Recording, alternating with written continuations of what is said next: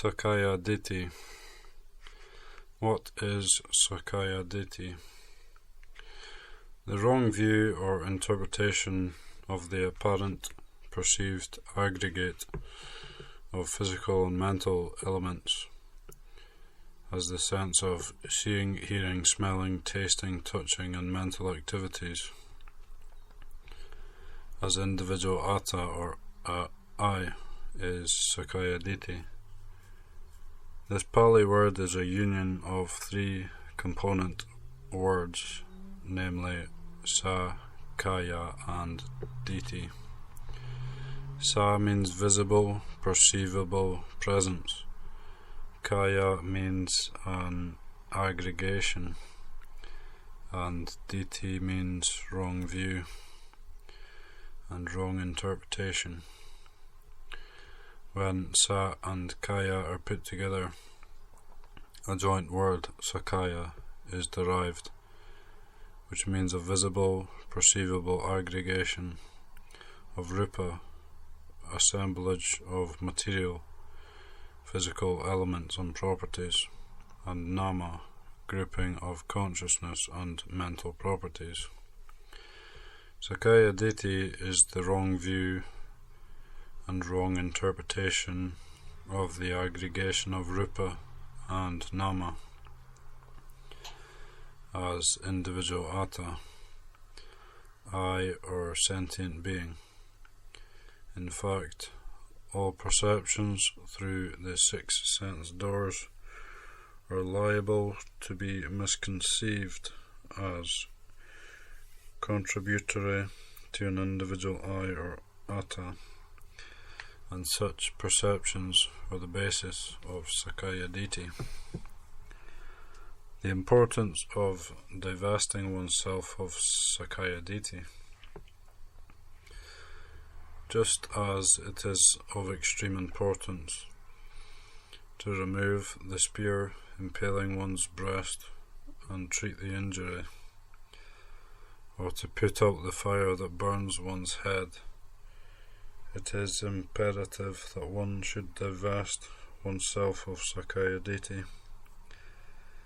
Anyone who has not rid himself of Sakkaya-ditthi, even the attainment of existence in the Brahma's realm, is no surety against rebirth in the human or deva worlds and the misery of frequent deaths. Nor can relegation to the four appayas, states of suffering, be ruled out. Once free from Sakkaya-ditthi, however, one is forever delivered from the perils of being cast to the four appayas, and will only be reborn in the human or deva worlds no more than 7 times.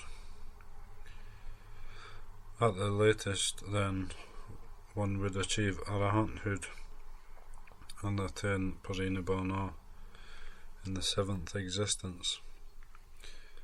Should one reach the Brahma realm also, achievement of arahanthood and attainment of parinibbana would take place there. It is essential to uproot Sakkaya-ditthi through attainment of Arya-magga, the sublime path. It is on this account that the Buddha enjoined us to make haste to free ourselves from Sakkaya-ditthi through the sublime path of Arya-magga.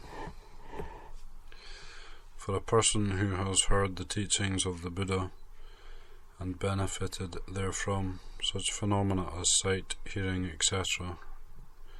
are each understood as a continuum involving alternating moments of the arising and cessation of related rupas and namas. Such a person will not be stressed by a firm bondage to Sakkaya-ditthi. For others who have not had the opportunity to benefit from the Buddha's teachings, attachment to the delusion of individuality would be very closely and firmly established. they would be fully conceived that a living individual, atta or I, really exists. Some may even go further and believe that a soul resides in each individual, that it relinquishes its habitat on the death of the host and takes up its new abode in the body of an infant about to be born. All this is Sakkaya-ditthi. As long as Sakkaya-ditthi is not eliminated, the doors to appaya are kept open. That is why it is most important that one should eliminate Sakkaya-ditthi. If it is possible to uproot Sakkaya-ditthi entirely, there shall be no possibility of being cast into appaya. Therefore, it is an overriding necessity to eliminate Sakkaya-ditthi, as there is no way of ascertaining the length of our current existence. We can neither determine how long we will live, nor foresee when, on what day, and at what time we shall die. Time is therefore of the essence. We cannot afford to procrastinate any further. Liberation from Sakkaya-ditthi. The yogi engaged in vipassana practice focuses mindful attention exclusively on the continuous arising and cessation of rupas and namas. At the final moment, mind observance finds itself focused on a state where all arising and cessation of rupas and namas are extinguished. This is blissful liberation resulting from the extinction of observed rupas and the observing namas. When no object for observation, nor the mental faculty of observation arises, and no thought nor any other mental activity occurs, one recognizes their extinction, and this must be understood as realization of Nibbana. Such realization of Nibbana is the attainment of Sotapatti Aryamagga Yana. Whosoever attains this yana would be completely disburdened of Sakkaya-ditthi, and thus there would no longer be any interpretation of the rupa and nama aggregate as atta or an individual I who perceives visible objects and audible sounds, nor any attachment to this delusion of individuality. Putu Janas, common men, worldlings, hold the mistaken view, to which they are firmly attached, that it is the individual I who sees and I who hears, just as it is I who sits. This Sakkaya-ditthi, which takes a wrong view or interpretation that the perceived tangible rupa and nama aggregate is atta or the individual I. Sotapannas, those who have attained Sotapatti Magga, however, are free from wrong views and wrong interpretations of Sakkaya-ditthi. When Sakkaya-ditthi is completely eliminated, no ducharita, sinful conduct, or akusala kama, evil deed, sinful action, which leads to appaya, would be committed, nor would past akusala kamas bring about the result of rebirth in appaya. Complete liberation from the miseries of appaya is thus achieved. That is, henceforth there shall be no risk of being cast into niraya, hell, nor of rebirth in the tirachana bhava, animal existence, peta loka, departed beings who are absolutely devoid of happiness, or asura loka, those who do not sport or shine. A sotapanna may only be reborn in the human or deva worlds to noble and wealthy lives, and rebirths would occur no more than 7 times. During any of these 7 existences, arahantship would be attained and all suffering would come to an end. Thus, it is of the utmost importance to rid oneself completely of Sakkaya-ditthi. A concise description of the advantages arising out of the realization of anatta and the eradication of Sakkaya-ditthi. I shall now show the advantages arising out of the ability to attain a realization of the characteristic of anatta. If one can clearly perceive the characteristic of anatta, one attains the stage of the knowledge of Sotapattimaga, path of the stream winner, wherein Atta-ditthi, ego delusion, or Sakkaya-ditthi, personality belief, is totally eradicated. Anatta realization and past karmas. All beings who drift and circulate in the long and beginningless round of rebirths called samsara rarely encounter a Buddha sasana. They do not encounter a Buddha sasana during the space of even 100,000 world cycles. They do not get the opportunity of meeting a Buddha sasana even once, though an infinite number of world cycles elapses. The number of existences and the number of world cycles in which they have been afflicted by evils and errors predominate. Hence, in the mental makeup of a being, there are at all times an infinite number of karmas that can result in that being being cast into Avicii hell. In the same way, there are at all times an infinite number of karma that can result in that being being cast into Sanjiva and the rest of the other hells. 1 Sanjiva, 2 Kala Sutta, 3 Sangara, 4 Ruva, 5 Maha Ruva, 6 Tapana, 7 Maha Tapana, 8 Avicii. Or in that being reborn into the various kinds of peta, asura, kaya, and animal existences. Atta-ditthi is the head, the chief of the old akusala karmas that thus accompany beings incessantly. As long as Sakkaya-ditthi exists, these old akusala karmas are fiery and full of strength. Though beings may be enjoying happiness and prosperity as devas or as Sakka in the 6th Devaloka, they are obliged to exist with their heads forever turned towards the 4 Apaya Loka.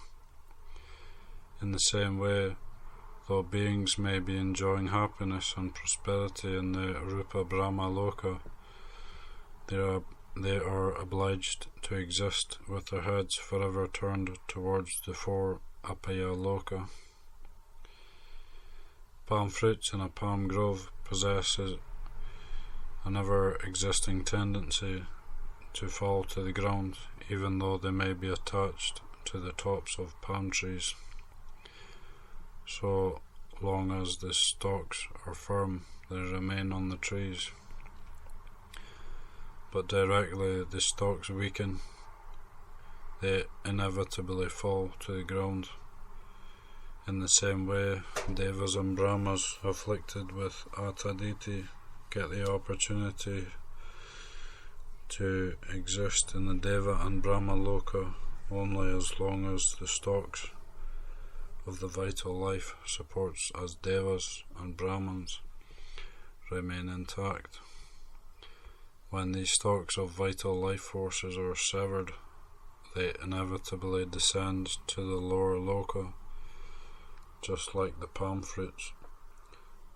This is indeed so because the Sakkaya-ditthi, that is ever present in the mental makeup of a being, is a great burden that is more burdensome than even the great Mount Meru, inasmuch as Sakkaya-ditthi gathers within its folds an infinite number of akusala karma.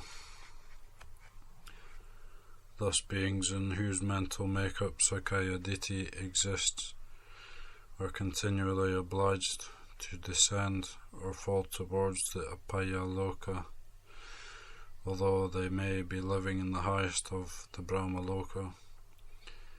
The cases of those beings living in the lower Brahma loka, or the Deva loka, or the human world are much worse and need no further comment. Although such beings may be existing as Brahma kings, Deva kings, or Sakka king, their mental makeup contains ready-made the 8 great hells. Similarly, their mental makeup contains ready-made the infinite numbers of lesser hells, the Peta worlds, the Asura Kaya worlds, and the animal worlds. It is because these beings do not know that the tendency towards these lower and misery-filled worlds is forever present in their mental makeup that Brahma kings and Deva kings can afford to derive pleasure and enjoyment from those existences as such. All the old akusala karma which have forever accompanied beings throughout the long and beginningless round of rebirths, called samsara, are completely extinguished as soon as Sakkaya-ditthi, which is their head, disappears entirely. Not to say of these old akusala karma that have accompanied beings from previous existences and previous worlds. Even in the case of the infinite numbers of akusala karma committed in the present existence, karma such as killing and stealing, their resultant tendencies entirely disappear as soon as Sakkaya-ditthi is completely extinguished. There may remain occasions for such beings to fear the depredation of lice and bugs, but there no longer remains any occasion for them to fear the resultants of the infinite numbers of past akusala karma. Beings whose mental makeup is entirely freed from Sakkaya-ditthi have their heads turned towards the higher planes of the Deva and Brahma loka, even though they may be living in the human world. Although they may be living in the lower Deva and the Brahma planes, their heads are thence forever turned towards the higher Deva and Brahma planes. They resemble the vapours that are continuously rising upwards from forests and mountains during the latter part of the rainy season. This shows the greatness of the advantages arising out of the extinguishing of Sakkaya-ditthi, so far as they relate to past karma, anatta realization and future karma. Human beings, devas and brahmas, who possess Sakkaya-ditthi in their mental makeup may be good and virtuous beings today, but may commit an infinite number of the ducharita, such as the great panatipata karma of patricide or killing arahants, or the adinadana karma of stealing, etc. tomorrow, or the day after, or the next month, or the next year, or in the next following existences. It may happen that today they live within the fold of the Buddha Sasana, but tomorrow or the next day, etc., they may be beyond the pale of the Buddha Sasana and may even become destroyers of the Sasana. Human beings, devas and brahmas, however, who well perceive the characteristic of anatta and who have thus extirpated Sakkaya-ditthi entirely from their mental makeup, cease to commit the ducharita and other akusala karma even in their dreams from the moment they get rid of Sakkaya-ditthi, although they may continue to circulate in samsara for many more existences and many more world cycles to come. From the day they are free from Sakkaya-ditthi and until the final existence when they attain Nibbana, they remain within the fold of the Buddha-sasana permanently and continuously during successive existences and successive world cycles. For them, there no longer exists any existence or any world where the Buddha-sasana has disappeared.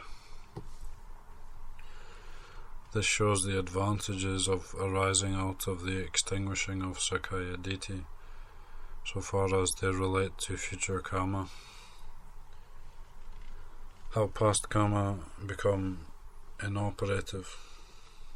How the infinite numbers of past karma become inoperative the moment Sakkaya-ditthi is extinguished may be illustrated as follows.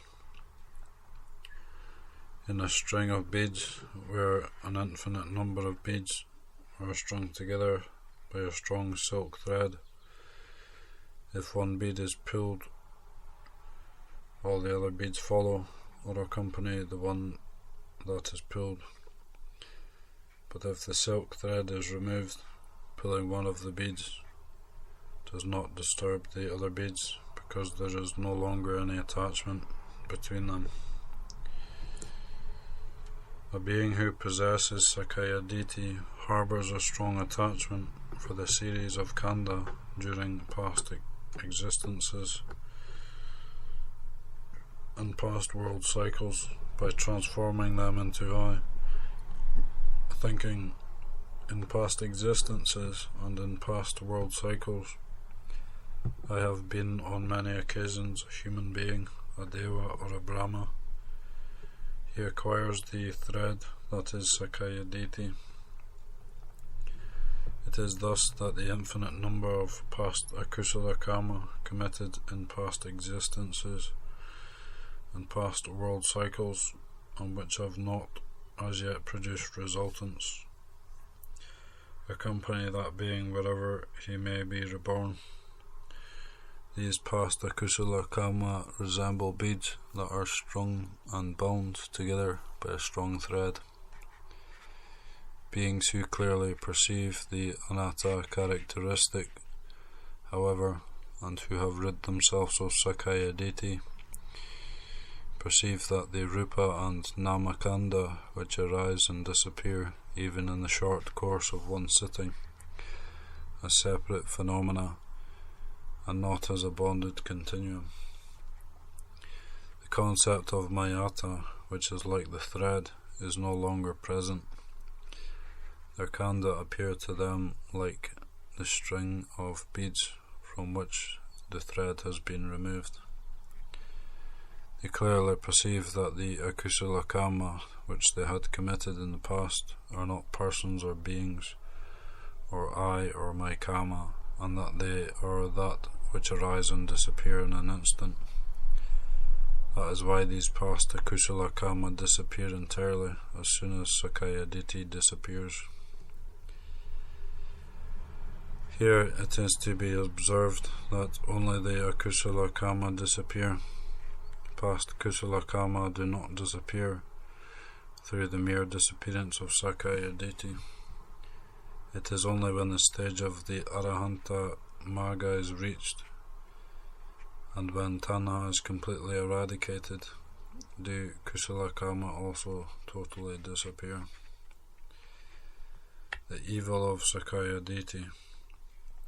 Sakkaya-ditthi as an evil is extremely deep and far-reaching.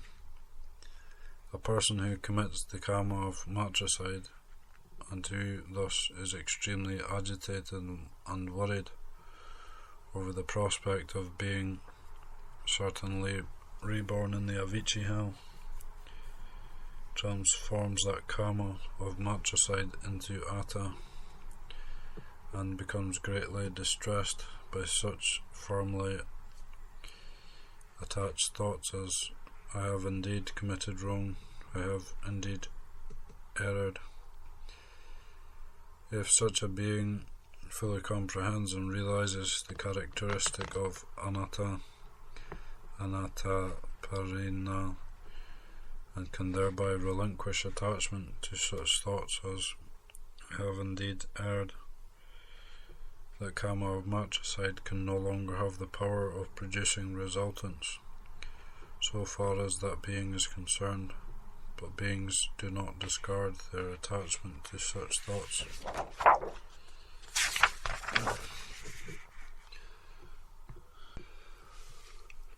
Although, as it were, that karma does not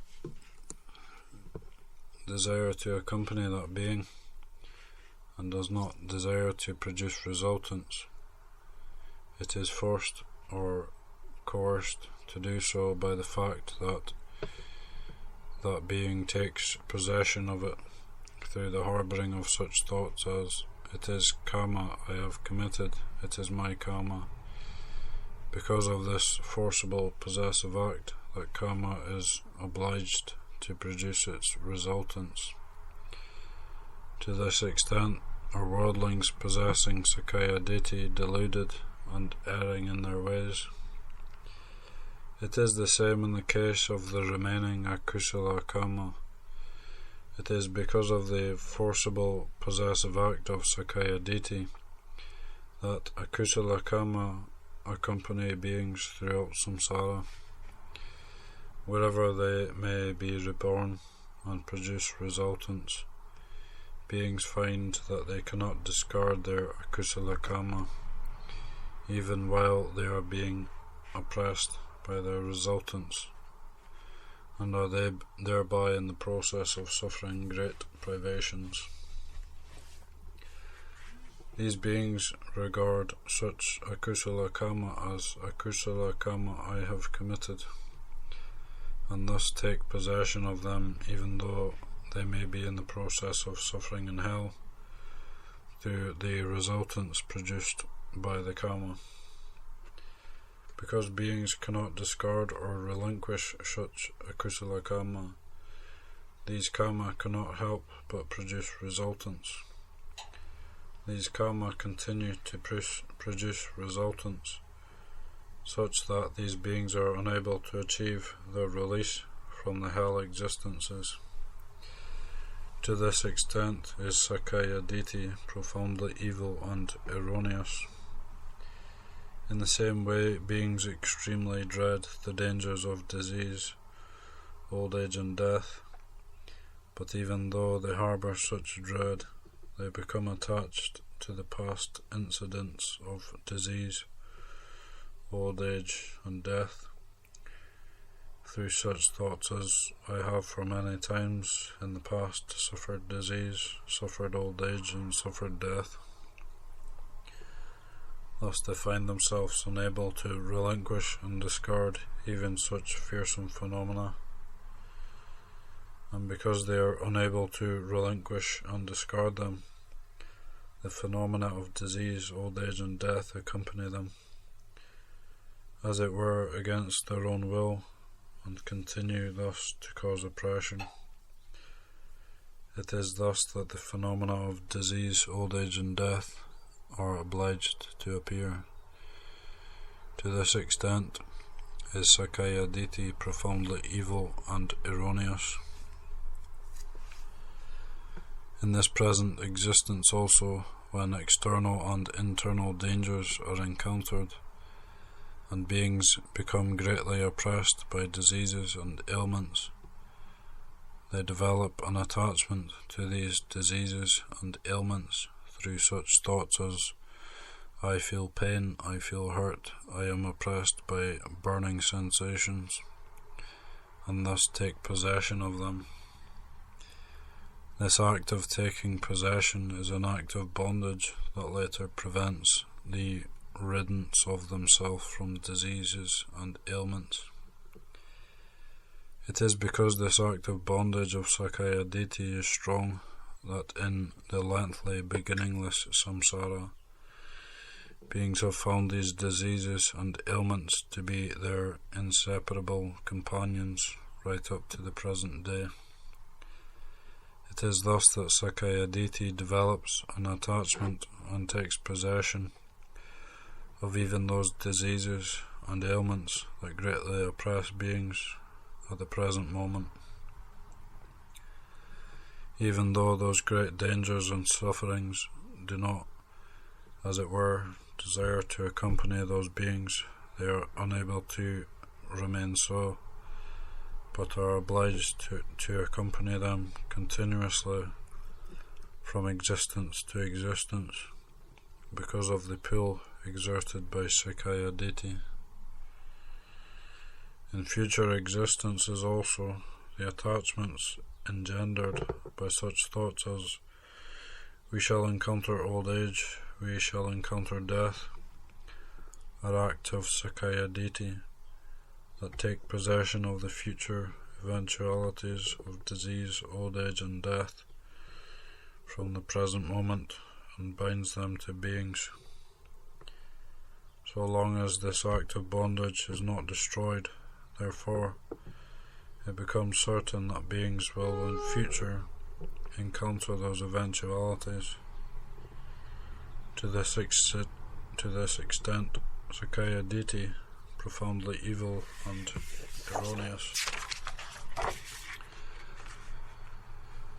This is a brief description of how Sakkaya-ditthi is profoundly evil and erroneous, superficial and deep attachment. The attachment of tanha and mana are not attachments of ditthi.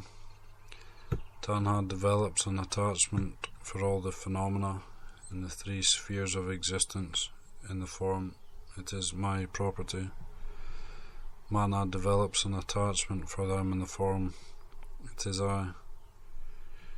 In the case of beings possessing Sakkaya-ditthi, tanha and mana, following the lead given by Sakkaya-ditthi, in the case of stream winners, once returners and non-returners, who have rid themselves of Sakkaya-ditthi, tanha and mana, follow sanya vipalasa, hallucinations of perception, and citta vipalasa, hallucinations of consciousness.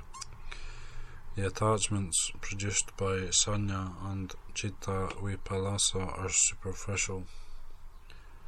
Attachments produced by Sakkaya-ditthi are deep.